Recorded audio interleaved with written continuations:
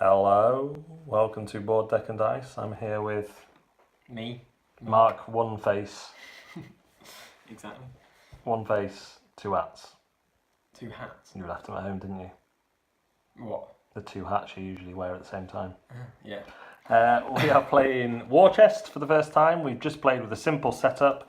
I had the Light Cavalry, the Pikeman, the Swordsman, and the Crossbowman. I had the Lancer, the Cavalry, the Scout, and the Archer. Yeah, and it's very... so you're basically doing the same thing. On your go, you're drawing from your bag 3 chips. Very nice poker chips.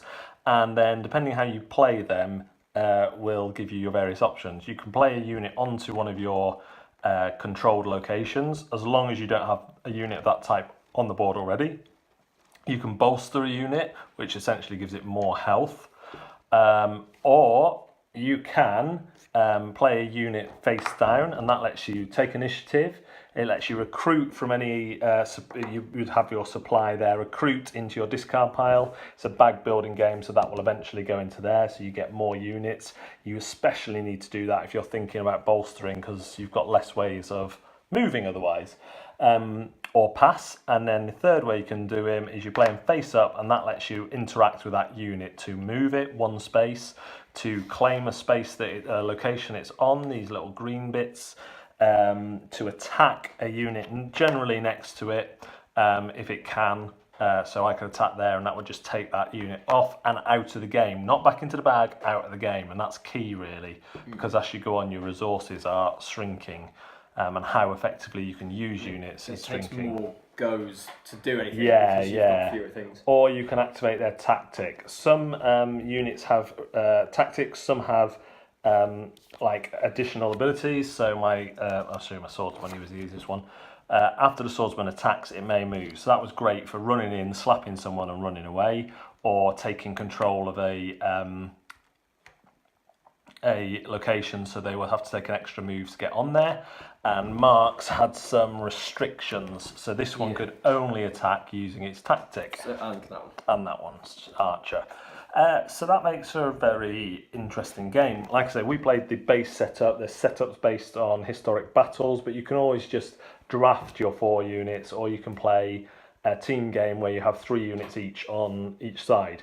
I really enjoyed it. It's kind of like my level of chess, really, because you have up to 4 units who are all different in the way they operate, but the winner is the first person to get all their locations controlled, all their control unit tokens out. So that was my last move, basically weighted the bag with this one that could move twice for its tactic.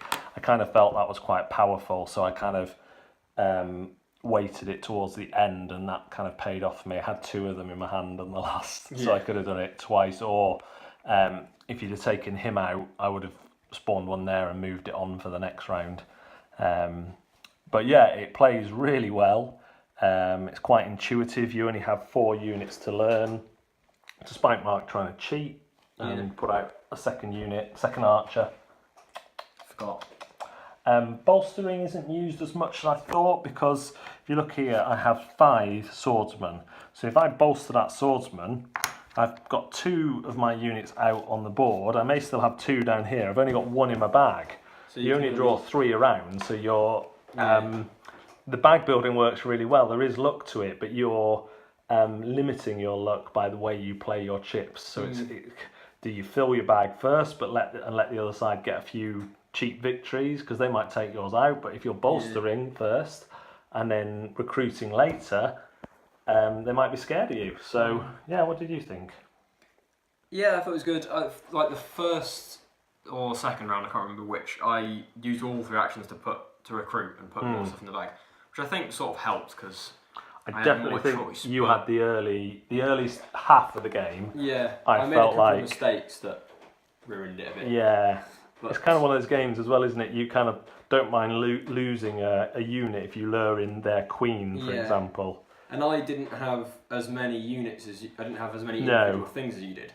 So I think I bolstered once. Yes, you had more flexibility in attacking at range, I think, Yes, didn't you? which I didn't use quite as well as I could. No, yeah, you needed to But get your archer. The Lancer you can only attack in a straight line, which was a bit annoying. Yes, I had one like that. See, my crossbowman was better than yours in the sense that I could attack directly, better than the archer in that he could attack directly, but he couldn't shoot round units, and it had to be a straight line. Oh, you So I could still attack if I was next to someone, but Yes. you had 2 units that couldn't attack next to people. Yeah. So they kind of needed to be sort of back here, this one running in and out, Yeah. protected by that one. Yeah. There's all sorts you could do. I mean, we've used 8 units in this game. There's another 1, 2, 3, 4, 5, 6, 7, I think. 8, including the Berserker.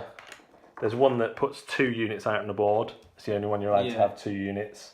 I wouldn't mind trying it again with completely different Yeah, units. yeah, drafting out.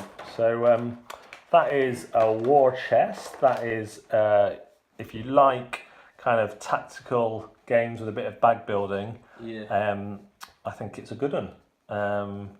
So we're going to, Mark's going to try and get his revenge on me. We're going to draft some. Yeah. Oh my I'll goodness. probably lose.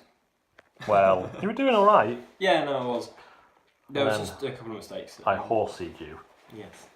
so to speak. Cool. See you next time on Board Deck and Dice.